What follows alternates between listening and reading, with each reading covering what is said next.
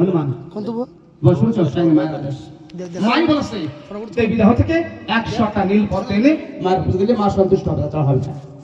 হনুমান বাবা দেরি করো না, হনুমান যত শীঘ্র পারো যাও 100টা নীল পদ্ম নিয়ে এসো। এইবার হনুমান প্রভুর চরণে প্রণাম করে যাচ্ছে আজ নীল পদ্ম আনতে দেবী দেহ।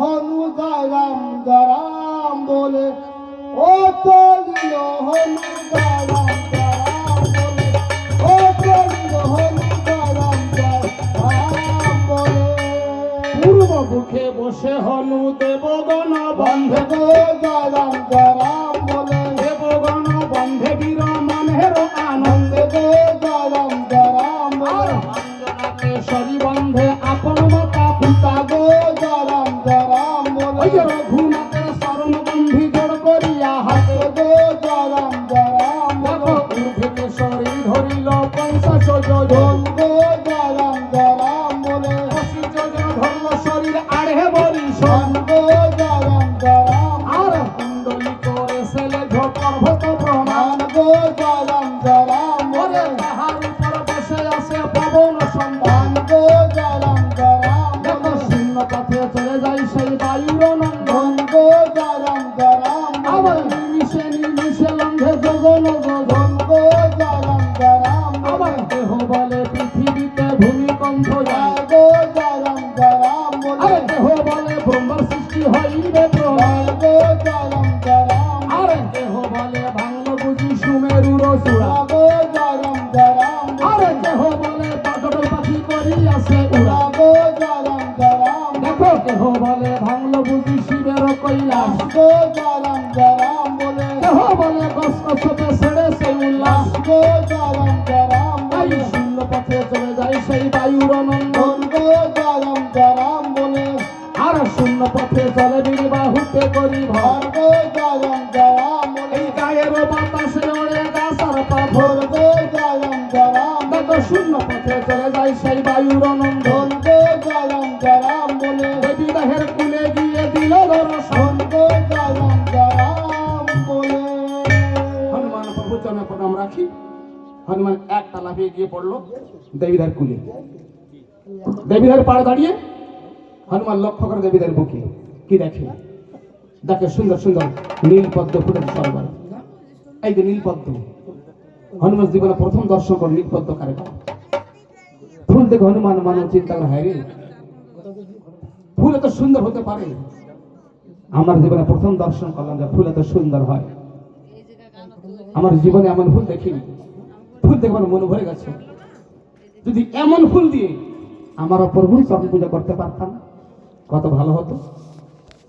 হনুমান প্রথম যে ফুলে হাত দিয়েছিল হনুমান ভাবা কত প্রাণে মনে বলছিল ওকে ফুল, ওকে ফুল আমি তোমাকে হাতে করে চয়ন করে যেন আমার প্রভু রামচন্দ্রের চরণে তোমাকে অর্পণ করতে পারি।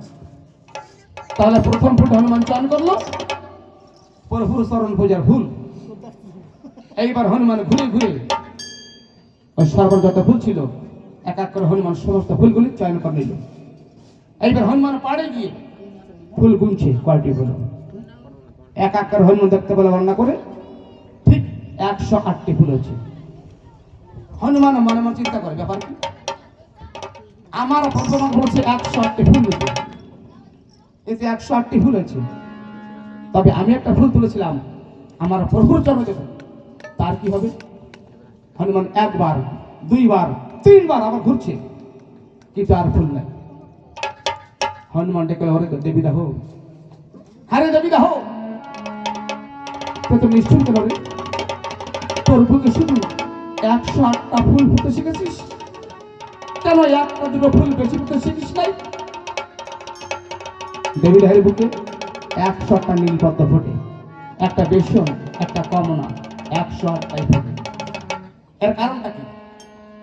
একটা কারণ আছে, সৃষ্টি আরম্ভকালে নারায়ণের নাভিদেশ থেকে একটা পদ্মের জন্ম হয়েছিল, যে পদ্মের মধ্যে স্বয়ং ব্রহ্মা বিষ্ণু শিব তিনজন জন্মগ্রহণ করে।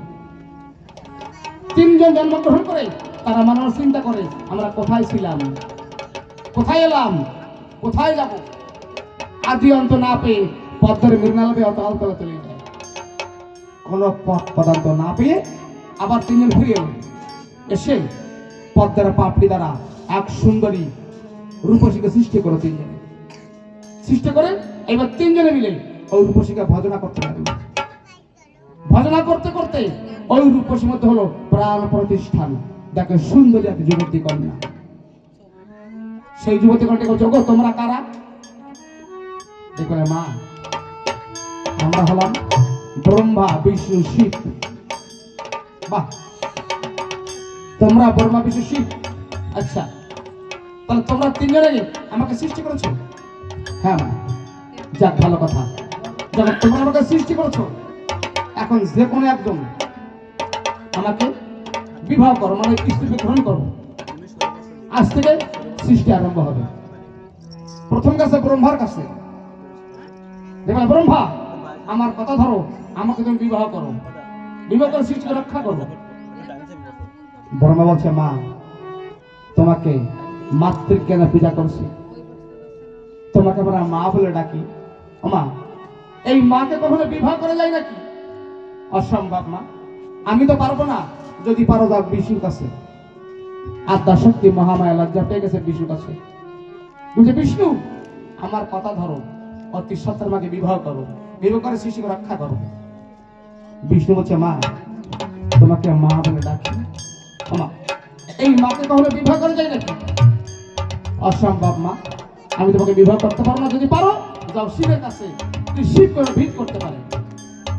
আত্মা শক্তি মহামায়া লজ্জা পেয়ে গেছে শিবের কাছে। শিব, তুমি ধরো ধরো আমার কথা ধরো, অতি সত্তর আমাকে বিবাহ করো, আমাকে বিবাহ করে শিশুকে রক্ষা করো।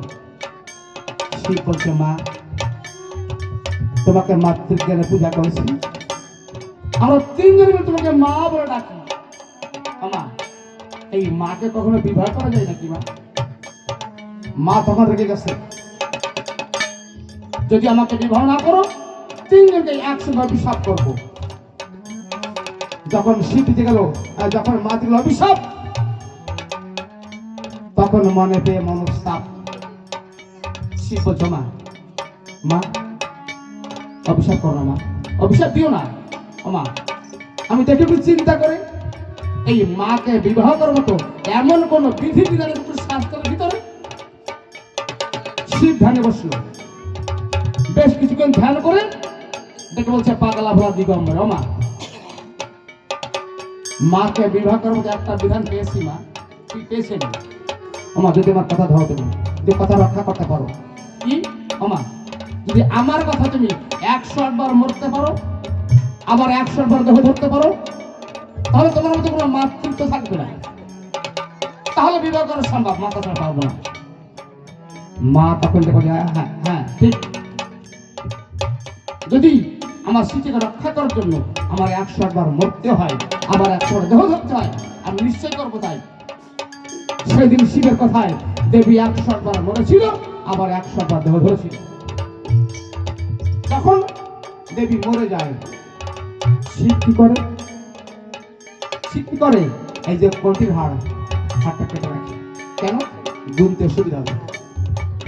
আরে মরা দেহটা শিব বক্ষের উপর রেখে রুদ্রাকে জেনে দিয়ে মাকে দাহন করেছিল। 108 বার দেবী মরেছিল। শিব কি করে? মাকে বক্ষের উপর রেখে রুদ্রাকে জেনে দেয়। যখন আগুন জ্বলে যায়, হাহাকার আগুন জ্বলে ওঠে, তুমি বলে সবার নিকটে। যখন আগুন নিভে যায়, রি রি করে নিভে যায়। এমনি করে 108 বার হাহাকার আগুন জ্বলে ওঠে, তুমি বলে সবার নিকটে। যখন আগুন নিভে যায়, তখন রি রি করে নিভে যায়। ওই 108 বার হো রি 108 বার হয়। আমার পাগলা ভোলা দিগম্বরে হরিনাম পেল তার ভিতরে। এই বলে শিব প্রথম এই হরিনামের সন্ধান। চিন্তা করুন জ্ঞানবান। আর যখন পুরো দেহটা পড়ে যায়, কিন্তু কিছু অংশ আজও পড়ে না, কিন্তু একটু থেকে যায়। এই নাভিস্থলে একটু থেকে যায়। শিবটা করে ওই একবার করে ওই জলের মধ্যে ফেলে দেয়। এমনি করে 108 বার ফেলেছিল পাকিস্তান। সেই 108টা পাকিস্তান থেকে 100টা নীলপত্রের জন্ম। এই যে মায়ের কণ্ঠী, 100টা কণ্ঠী, শিব মনে মনে হবে দেবীর কণ্ঠী অর্থাৎ মায়ের কণ্ঠী। এটা কি করব? এইটা একটা এমন বস্তু সৃষ্টি করব যারা এই জগতের সাধন মার্গে চলবে, তাদের জীবনের একটা চলার পথ, একটা চলার একটা বিরাট একটা উন্নতি হবে। এইটা থাকে যোগী যারা, তাদের গলা থাকবে 108টা মালা। ওটা পরিমিত মালা জপ নয়, ওটা হলো মায়ের কণ্ঠী জপ করা, দেবীর কণ্ঠী জপ করা। কিন্তু হনুমতির তত্ত্ব বোঝে না, মনে মনে ভাবে আমার পূজা থাকুক বাদ, আমার পূজা সম্পন্ন হোক। হনুমান কি করলো? ফুল নিয়া হনুমান তাই করিল গমন, সেই যে ফুল লইয়ে হনুমান তাই করিল গমন, প্রভুর নিকটে গিয়া দিল দর্শন। প্রভু এই যে আমি 100টা নিয়ে ধরেছি। এইবার প্রভু রামচন্দ্র আবার নূতন করে মায়ের পূজা বসলো, মূল মহামন্ত্র উচ্চারণ করছে, আর একটা করে ফুল রামচন্দ্র দেবীর চরণে উৎসর্গ করছে। প্রথম জননা নয়নী মা,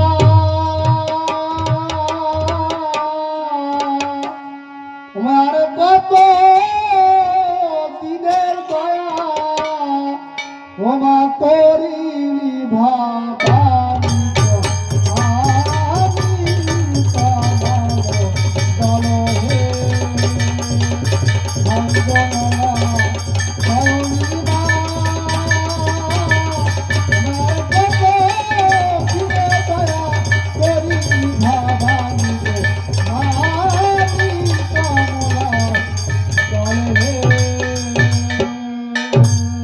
সংকল্প করিয়া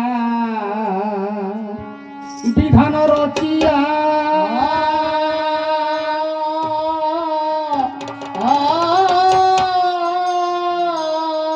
মূল মন্ত্র উচ্চারণে গোমা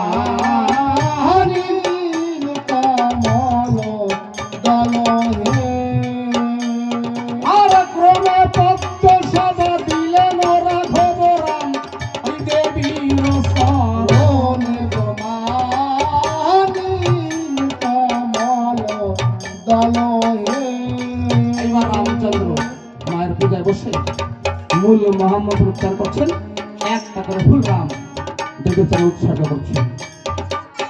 কিন্তু যে ফুলটি হনুমান তুলেছিল তার প্রভুর চরণে অর্পণ করবে দেবী মনে মনে ভাবে যে প্রভু রামচন্দ্র যে ফুলটি দিচ্ছে আমার চরণে, ও তোমার চরণ ফুলের ফুল না, ওই ফুলটি হনুমান তুলেছিল দেবে প্রভুর চরণে। ওই ফুলটা আমার চরণে আসতে পারে না, ওই ফুল থাকতে পারে আমার মাথায়। দেবী অলক্ষণে চুরি করলো, ফুলটাকে হরণ করলো, হরণ করে দেবী তার মাথায় রাখলো অবরুদ্ধ গুলি। এবার রাম কি করলেন? এইবার করিলেন সল বুঝিতে সকল,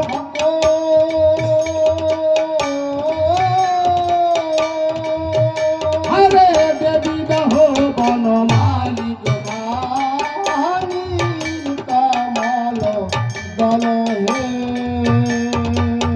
আজ প্রভু রামচন্দ্র দিদিতে একটা ফুল কম পড়ে গেছে। হনুমান হনুমান হনুমান তুমি যাও হে পুনর্বার এক পদ্ময়ার,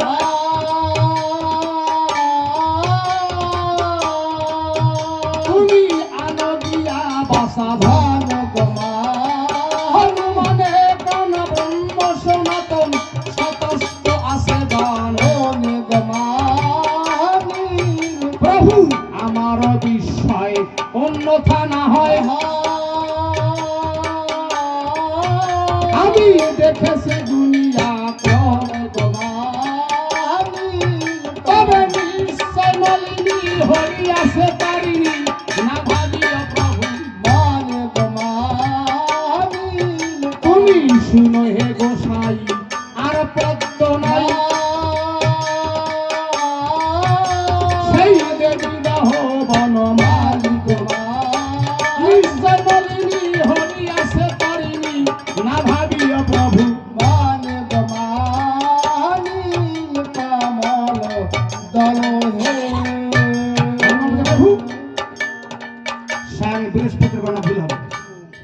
কিন্তু আমার গণনা কখনো ভুল হবে না প্রভু। আমি একবার না দুইবার না প্রভু, আমি 3 বার গণনা করছি, 108টাই হয়েছে প্রভু। আমার মনে বলছে ওই যে পাশালির মেয়ে হয়তো 27 থেকে 1 পদ স্মরণ করছে। কি বলে হলো তাই নাকি? স্বয়ং মা আমার সঙ্গে ছলনা করছে, এ লক্ষণ দেখেছিস? লক্ষণ মা না কেন সঙ্গে ছলনা করছে? লক্ষণ বলতে পারিস যদি মা আমার সঙ্গে ছলনা করে এই পৃথিবী কেমন করে সম্পন্ন করবো? লক্ষণ হল আমার তারা যারা দুর্ভাগ, আমাদের হলো লক্ষণ আর রাবণ বধ লক্ষণ। আজ রামচন্দ্র অধরে বসে চোখের জলে ভেসে যাচ্ছে। ও ভাসে রে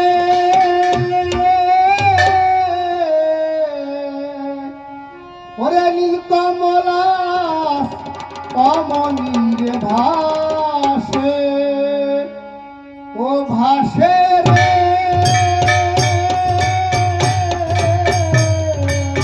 নীল কমলা কমনীরে ভাসে, ও ভাসে রে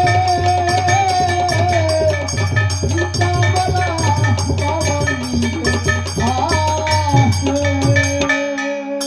বলে প্রাণ রেখে আর কাজ নাই ওরে, ওরে গুণেরি লক্ষণ গো নীল কমলা কমনীরে ভাসে, ওই সাগরের জীবন জীবনাদি করব বিসর্জন। মনে গো নীল কমলা কমনীরে ভাসে। তখন একটা ফুলের ভাবে পূজা বন্ধ হল লক্ষণ। আমার এই পোড়া মুখখানা অযোধ্যাবাসীকে দেখানো লক্ষণ। লক্ষণ আমি প্রাণ বিসর্জন করবো লক্ষণ, এই মুখখানা তাকে দেখাবো না। লক্ষণটা কাজ করে লক্ষণ কি? এই সুগ্রীবকে বসাজ ভাই রে, ওরে আমার সিংহাসন। মনে হে গো নীল কমলা বলে এই কার্যটি করিস লক্ষণ সত্যেরই কারণ। হে গো নীল কমলা কমনীরে অপরামিতা সুগ্রীব, ভাসে। তুমি যেদিন থেকে আমার সঙ্গে এসেছো তোমার বারণ দিয়ে আমাকে সহায়তা করছো, তোমার ঋণ জীবনে ভুলবো না মিতা। আমি তোমাকে বিদায় দিলাম মিতা, তোমার বানরগণ নিয়ে তুমি দেশে চলে যাও। আর লক্ষণ এই বিভীষণের সঙ্গে যদি মিত্রতা করেছিলাম, কথা দিয়েছিলাম মিতা আমার সহায় হও, লঙ্কা ভবনকে মেরে তোমাকে লঙ্কার রাজা করবো, লঙ্কার সিংহাসনে বসাবো। লক্ষণ পারলাম না লক্ষণ। লক্ষণ আমি তো পিতার জ্যেষ্ঠ পুত্র, তাই না? 14 বছর ধরেছি বনবাসে, সেই বনবাস শেষে মাত্র 7 দিন বাকি আছে। 7 দিন পরে অযোধ্যার সিংহাসন কেনা আমারই প্রাপ্য, তাই না? তাই লক্ষণ বিভীষণকে বসাজ ভাই রে, ওরে আমার সিংহাসন। মনে হে গো নীল কমলা এই কার্যটি করিস লক্ষণ সত্যেরই কারণ। মনে হে গো নীল কমলা কমনীরে ভাসে। বিভীষণ বলতে মিতা আপনি কাঁদবেন না মিতা, দেখি সমস্যার সমাধান আছে নাকি। আমি কি বললে সমস্যার সমাধান করবে? মিতা তুমি কি করবে সমাধান মিতা তুমি জানো না। আমার সেই মায়ের গর্ভ থেকে জীবনটা মিতা আমার দুঃখে দুঃখে কেটেছে মিতা। কারণ দেশে আমার পিতা মনে মনে ভেবেছিল আমাকে অযোধ্যার রাজা করবে, অযোধ্যার সিংহাসনে বসাবে। রাজা করিবারে পিতা তো আমারে মনেতে করেছিল আশা। ভাসে গো নীল কমলা অগবি মাতার বসনে সত্যেরই কারণে পাঠালো বন। ভাসে গো নীল কমলা আমি সত্য পালিতে বনেতে আইলাম, দেশেতে মরিল পিতা। গো নীল কমলা অত শূন্য কুঠির পেয়ে সগির বেশ ভরে রাবণে হরিল সীতা। গো নীল কমলা কমনীরে ভাসে।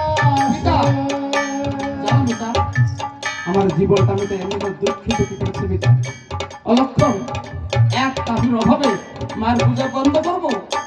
না রে ভাই, লক্ষণ তোর মনে আছে আমার কিন্তু সবাই একটা নূতন নাম ধরে ডাকে। কি নাম? আমাকে সবাই কিন্তু কমলাকেও ডাকে, ডাকে না কমলাক্ষী। তাই নীল কমল আখি মোরে ওরে বলে সর্বজন মনে গলি কমলা আর একটি চক্ষু দিব আসি আমার ও জানকীর কারণ মনে গলি ও কমলা তাই চক্ষু পাড়িতে রাম সেই ও ধনুক নীল হাত হে গলি কমলা আর করো কি বলে দেবী ও ঘরে রামের হাত হে গলি কমলা কি কহরো রাম ও গোলকের গোসাই হাই গলি কমলা এইবার সন্তুষ্ট হয়েছি আমি আর চক্ষুতে কাজ নাই হাই গলি কমলা কমলির ভাসে জয়ান যখন স্বয়ং দেবী আর আমার হাত ধরে বসলো, এবার হনুমান ডেকে বললো আরে পাষাণের মেয়ে, যদি আমার প্রভু রাম তবে একটা চক্ষু যেত, আমি নখ যেত তিনটা চক্ষু আমি উঠে ফেলতাম।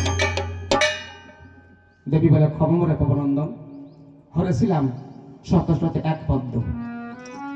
রাম বলছে ভালো দুঃখ দিল মাতা পেয়ার সময় আমা, এইবার আমার তুমি আশ্বাস করো মা, আমি যেন নিজ হাতে আমি রাবণ সংহার করতে পারি। দেবী বলে প্রভু আমার পূজা কে করতে পারে? তুমি নিজে পূজা করে আমাকে প্রচার করলে এই সমস্ত অবনিমাধারী।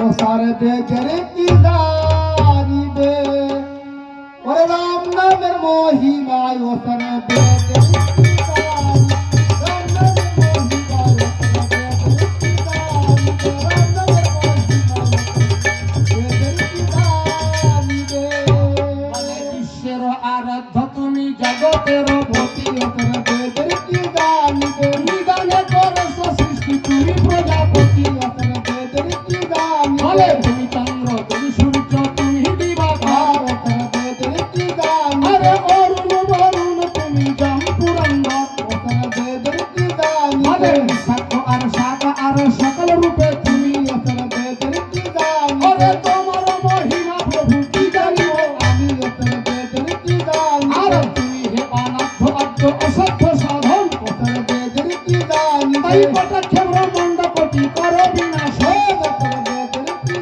এইবার দেখো মনে বিচারি রাবণ তোমার দাড়ি পূর্বে ছিল বৈকুণ্ঠ ভুবন। এইবার দেখো মনে বিচারি রাবণ তোমার দাড়ি পূর্বে ছিল বৈকুণ্ঠ ভুবন। তাই শত্রু ভাবে ধরা এলো মর্তে এসে তোমায় পেল, তাই প্রভু তোমার আগমন। এইবার রাবণে সারিনু আমি বিনাশ করহ তুমি, এত বলি হইল অন্তর্ধান। নাচে গায়ে কপি গানে প্রেমানন্দে রাম নাম, নবমী হইল সমাপন। দশমীতে পূজা করি বিসর্জিয়া মহেশ্বরী, সংগ্রামে চলিল রঘুপতি। দশমীতে পূজা করি বিসর্জিয়া মহেশ্বরী, সংগ্রামে চলিল রঘুপতি। আদেশ পাইল রাম সিদ্ধি হল মনস্কাম, চণ্ডীলীলা মধুর ভারতী। আরে দিবস পণ্ডিতেরই অমৃত হরি, আমার পণ্ডিত পূজা সাঙ্গ হলো বলুন হরি হরি।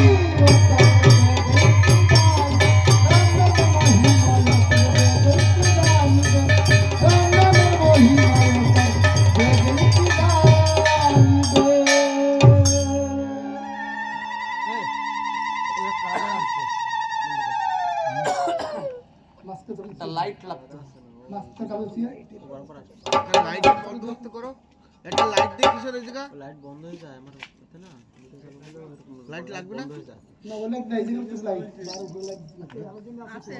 হ্যাঁ ওইটা চালু করতে চালু করতে